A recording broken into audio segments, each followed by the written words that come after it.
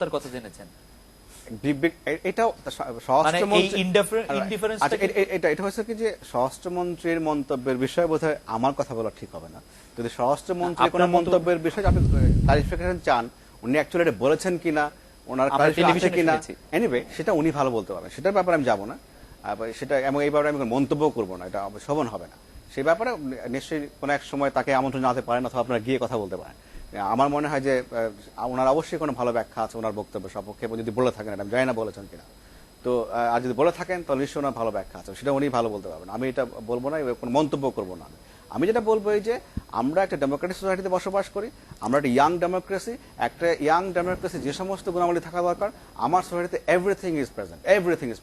এবং সেক্ষেত্রে খুব কুইকলি জাম্প করা বোধহয় ঠিক হবে না, কারণ রাষ্ট্র এখানে স্পন্সর করছে বিষয়টাকে, এমন কোন লক্ষণ দেখা যাচ্ছে না। আমি একটা কথা একটু বলে নিই, একটু বিরতি নিয়ে নিই। আমরা অতিথিদের সাথে আরো কথা হবে একটি বিরতির পর, আমাদের সঙ্গেই থাকবেন।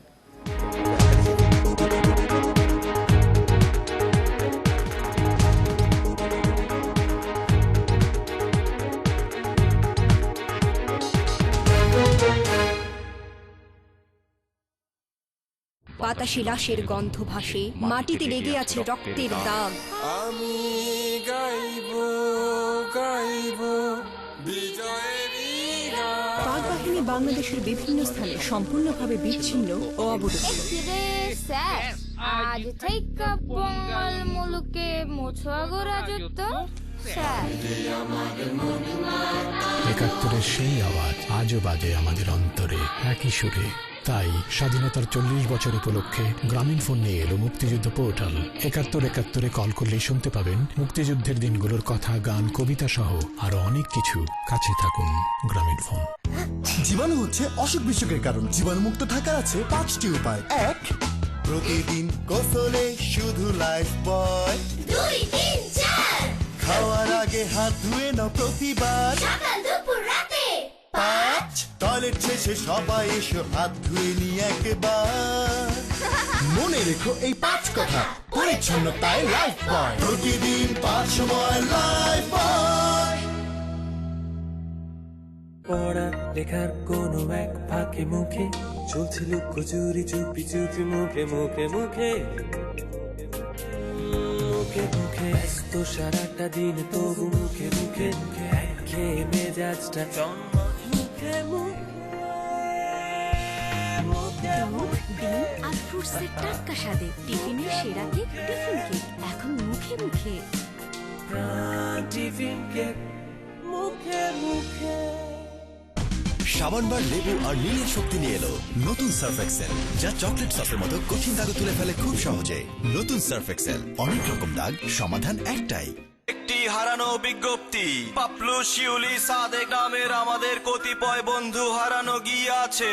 তাদের সাথে ছিল বাংলালিংক দেশের বন্ধু সংযোগ। কোন সহৃদয় ব্যক্তি যদি তাদের সন্ধান জানেন, তাহলে প্লিজ জানিয়ে দেবেন। বন্ধ থাকা বাংলা লিংক সংযোগটি চালু করলেই পাবে 15 মিনিট এবং রিচার্জে 300% পর্যন্ত বোনাস। বন্ধুরা তোমরা যেখানেই থাকো ফিরে এসো। যেখানে দিন বদলের চেষ্টা, সেখানেই বাংলা লিংক।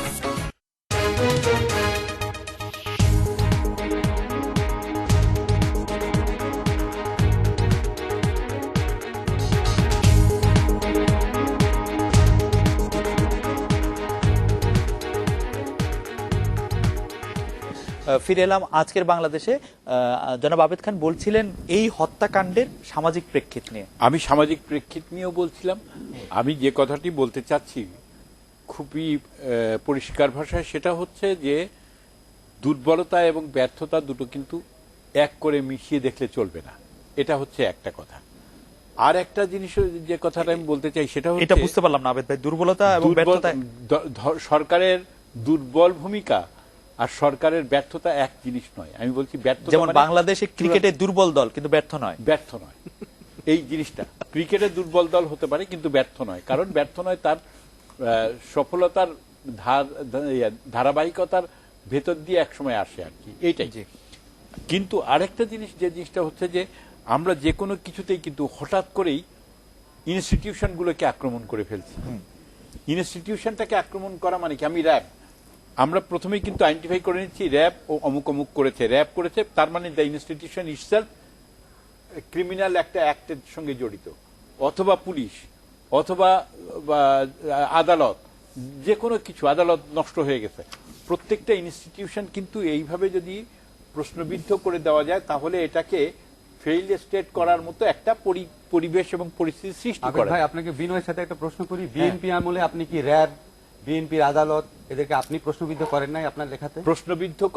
প্রশ্নবিদ্ধ করেছি, কিন্তু র্যাবকে প্রশ্নবিদ্ধ করেন নাই। আপনি ক্রসফায়ারের সমালোচনা করেননি? ইনস্টিটিউশন আমি সরকারের সমালোচনা করেছি, র্যাবের করেন নাই। সরকারের সমালোচনা করেছি, আমি বিভিন্ন সময় ক্রস ফায়ারিং এর সমালোচনা করেছি, কিন্তু আমি একটা ইনস্টিটিউশনকে কখনোই হিট করতে চাই না। এটা আমাদের দেশে খুব পছন্দের বিষয়। আমি যেটা মনে করি যে with the formation of Congress in the 19th century, letter part of 19th century, আমরা যে না বলা শুরু করছি আর এস্টাবলিশমেন্টের বিরুদ্ধে কথা বলা শুরু করছি, এইটা এখন আমাদের প্রগতিশীলতার অন্যতম ধারক এবং বাহক পরিণত হয়েছে। সরকারের সমালোচনা না করলে, প্রতিষ্ঠানের সমালোচনা না করলে আমি কিসের প্রগতিবাদী হলাম? আমি কিসের অ্যাডভান্স লোক? সরকারের সমালোচনা সরকার একটু আগায় কিনা? সরকারের সমালোচনা সরকার কি একটু আগায়? না, একাধিক নাকি ক্ষতি হয়?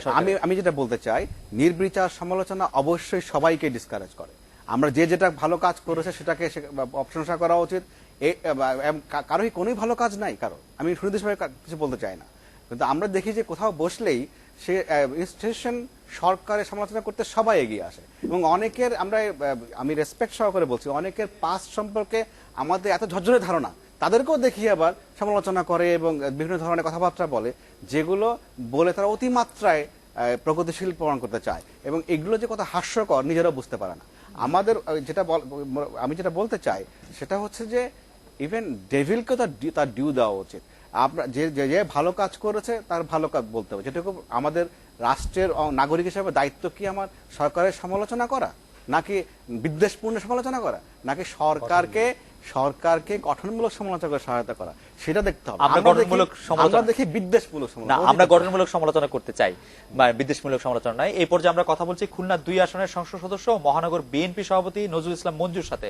জনাব নজরুল ইসলাম, আপনার দল গুপ্ত হত্যার জন্য সরকারকে দায়ী করছে, এ ব্যাপারে কোনো তথ্য প্রমাণ কি আপনাদের কাছে আছে যে সরকারের জন্য দায়ী?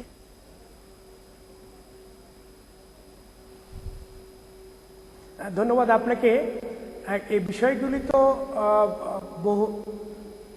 বিষয়গুলি তো সমস্ত কিছুই মিডিয়ায় এসছে, পত্রপত্রিকায় এসছে, আপনাদের প্রতিবেদন সহ সমস্ত ইলেকট্রনিক্স মিডিয়ায়ও এই প্রতিবেদনগুলো এসছে যে কিভাবে ক্রস ফায়ারগুলো হয়েছে, কিভাবে ঘুম হয়েছে, ঘুমের নেচার কেমন, কিভাবে অপহরণ করা হয়েছে।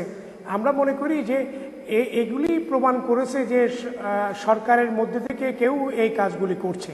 মাঝে মাঝে খুনের ঘটনা যে ঘটছে না তা না, বিভিন্ন সময় বিভিন্ন খুনের ঘটনা করছে, সেগুলো পুলিশ মামলা নিচ্ছে, পুলিশ সেগুলো বের করছে, কিন্তু আমরা সমকালীন যে ঘটনাগুলো আমরা দেখছি যে গুমের ঘটনাগুলো কিন্তু পুলিশ বের করতে পারছে না। এমনকি যারা ভিকটিম তাদের মামলা নেওয়া হচ্ছে না, তদন্ত হচ্ছে না, সাধারণ ডায়েরি করে রাখা হয়েছে এবং কোনো বিষয় কিন্তু উদ্ঘাটিত হচ্ছে না। আর এই সমস্ত হত্যাকাণ্ডের কারণেই, মানে অনুদ্ঘাটিত হওয়ার কারণেই এটা জনমনেই এটা আতঙ্ক ছড়িয়েছে। সরকার কি সব ধরনের অপরাধকে উদ্ঘাটন করতে পারে জনাব মঞ্জু? সরকার কি সব ধরনের, মানে পুলিশ প্রশাসন কি সব ধরনের অপরাধের উদ্ঘাটন করতে পারে? সব পারেন না, কিন্তু ন্যায় বিচারের জন্য তো সব ঘটনাগুলোকে সরকারকেই উদ্ঘাটন করতে হবে। মানে উদ্ঘাটন করতে না পারলে এটা সরকার করেছে আমরা ধরে নিব? এই বিষয়গুলিকে অবশ্যই নিষ্পত্তি করতে হবে। জনাব মঞ্জু, কেউ কোনো কিছু উদ্ঘাটন না করতে পারলে, এই কাজগুলো করছে, কেউ কোনো কিছু উদ্ঘাটন না করতে পারলে তাকে আমরা দায়ী ধরে নিব? না, আমি একটা কথা বলি না, সেটা না, আমরা সেই জন্য দোষারোপের জন্য বলছি না। যেমন ধরেন জিগর কাসার বিএনপি নেতা আপনার সভাপতি নাজমুল ঢাকা থেকে অপহরণ হয়ে আপনার পরের দিনই তার লাশ পাওয়া গেল গাজীপুরে। যেমন চৌধুরী আলম নিখোঁজ, এখানে খুলনায় কয়েকটি ঘটনা ঘটেছে, দিঘুলিয়া লাশ পাওয়া গেছে, দিঘুলিয়ার 2 জন অপহরণ হয়ে গেছে, ফিরোজ এবং আফজাল। তারপরে আপনার এই মাসেই 3 তারিখে দৌলতপুরে আলমঘাটা একটা যুবকের লাশ পাওয়া গেছে, 13 তারিখে একটি গুলিবিদ্ধ লাশ খাঞ্জির থানায় পাওয়া গেছে। এগুলো কিন্তু পাওয়া যাচ্ছে, আর যেহেতু এগুলো উদ্ঘাটিত হচ্ছে না, জনমনে আতঙ্ক ছড়াচ্ছে। জনগণ চায় যে সরকার এগুলিকে উদ্ঘাটন করুক, আইন শৃঙ্খলা রক্ষাকারী বাহিনী আরো তৎপর হোক, তাহলেই তো আতঙ্ক থেকে জনগণ রেহাই পাবে। আপনাকে অনেক ধন্যবাদ জনাব নজরুল ইসলাম মঞ্জু। আমি একটা কথা বলতে চাই এখানে। মঞ্জু সাহেব কিন্তু একটা গুরুত্বপূর্ণ বক্তব্য দিয়েছেন। গুরুত্বপূর্ণ বক্তব্যটা যে উত্তরটা আমি বেনজিরের কাছে আশা করি সেটা হচ্ছে যে আসলে কিন্তু বিভিন্ন সময় দেখা যায় যে এই সমস্ত সাম্প্রতিক যে ঘটনাগুলো ঘটেছে অনেকগুলোর ক্ষেত্রে কিংবা কোনোটার ক্ষেত্রে আমরা দেখতে পাচ্ছি যে পুলিশ তার সেটা ডায়েরিভুক্ত করতে অস্বীকার করছে, অভিযোগটা গ্রহণ করতে অস্বীকার করছে। এই অস্বীকৃতিটা কিন্তু এক ধরনের প্রশ্নের জন্ম দেয়। এই অস্বীকৃতিটা কেন হচ্ছে কিংবা কিসের জন্য এই ধরনের? সুনির্দিষ্টভাবে বললে সুবিধা হতো। আমি responsible for Dhaka metropolitan police. আমাদের এলাকায় এই ধরনের কোনো ঘটনা নাই যেখানে মামলা করতে আসছে কেউ, আমরা মামলা নিতে অস্বীকৃতি জানিয়েছে, এরকম কোনো ঘটনা আমার জানা নাই। আর ঢাকার বাইরে এরকম কোনো ঘটনা ঘটে থাকলে আমি যেটা বলতে চাইবো সেটা হচ্ছে সুনির্দিষ্টভাবে উল্লেখ করা উচিত। কারণ একজন যদি হারিয়ে গিয়ে থাকে, অপহরণের শিকার হয়ে থাকে, তার আত্মীয় থানায় গেলে থানা মামলা নিতে বাধ্য, নেবে না কেন? অবশ্যই তাকে নিতে হবে। তবে সুনির্দিষ্টভাবে বললে আমরা দেখতে পারবো এটাকে। সেটা হতে পারে ঢাকা মহানগর এলাকা, হতে পারে ঢাকা মহানগর এলাকার বাইরে। কিছু বলবেন? না, আমি কয়েকটা জিনিস বলতে চাই। একটা জিনিস, ধরেন বেনজির ভাইদের মতো যারা চাকরি করেন ওনাদের সত্যি খুব কষ্ট লাগতে পারে। ধরেন ওনারা তো অনেক পরিশ্রম করেন এবং আমি পুলিশ, র্যাব, সেনাবাহিনী, অনেক বন্ধু বান্ধব আমাদের আছে, আমরা দেখি যে তারা আমাদের সাধারণ মানুষদের চেয়ে অনেক বেশি কষ্ট করে দায়িত্ব পালন করেন, অনেক ঝুঁকিপূর্ণ দায়িত্ব পালন করতে পারেন। কিন্তু বেনজির ভাই, আপনাকে একদিন বুঝতে হবে যে আমরা তো এখানে পুলিশের সাফল্য নিয়ে আলোচনা করতে আসি নাই। ধরেন আজকে ঢাকা ইউনিভার্সিটি কোনো একজন টিচার যখন ভর্তি পরীক্ষার আপনার অনিয়মের কারণে যখন ছাত্রদের প্রবলেম হয়, তখন কি আপনারা বলেন যে ঢাকা ইউনিভার্সিটি টিচারটা ভর্তি পরীক্ষায় ঝামেলা করেছে তো কি হয়েছে, সে আসলে ভালো টিচার, সে অনেক রাত পর্যন্ত খাতা দেখে? ওইটা তো আমরা ভালো জিনিস দেখি না, এবং আপনার কাছে খুব খারাপ লাগবে। তবু এটাই তো সত্যি যে খারাপ জিনিসই মূলত নিউজ হয়। আরেকটা জিনিস উনি বলেছেন যে সত্যি আমরা কিছু কিছু ক্ষেত্রে সরকারের অধিক সমালোচনা করি, এটা সত্যি, এবং কেউ কেউ খুব বেশি মাত্রায় করে। কিন্তু একটা জিনিস হয়েছে কি, আপনার যখন আপনার সরকারের সমালোচনা হয় এটাতে খুব বেশি অসুবিধা হয় না। কারণ যখন আপনার বিএনপি আমলে সরকারের তীব্র সমালোচনা করা হতো তখন বিএনপি ভয়ঙ্করভাবে রিয়াক্ট করতো, বলতো এগুলি মিডিয়ার বানানো। আপনার মনে আছে যে বাংলা ভাইও বলেছিল মিডিয়ার বানানো। তো আলটিমেটলি তো দেখা গেছে যে এই সমালোচনা কাজে দিয়েছে, এই সমালোচনার বহু কিছু সত্য প্রমাণিত হয়েছে।